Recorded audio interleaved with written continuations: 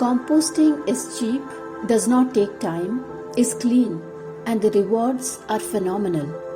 Compost is fertile soil created from vegetable waste.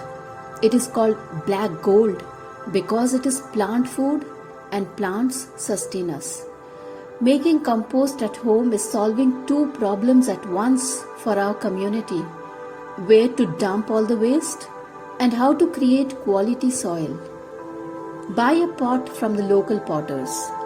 Ask them to make holes around the neck, some 4 inches apart, or you could drill them yourself. Throw in your vegetable waste, eggshells, peels, flowers, leaves. Slice the thick ones into smaller pieces. Stir the pot with a forked gardening tool.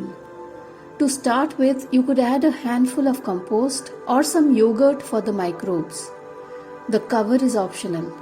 There is no smell because of the flow of air from the holes. In a month or two, the older waste in your pot will have become compost. Replace chemical fertilizers with homemade compost. If you have no plants, give your compost to people who do, or let the roadside trees or parks have it. Let's give back something to nature. Plus, our city's waste will reduce by 60% if every household starts composting.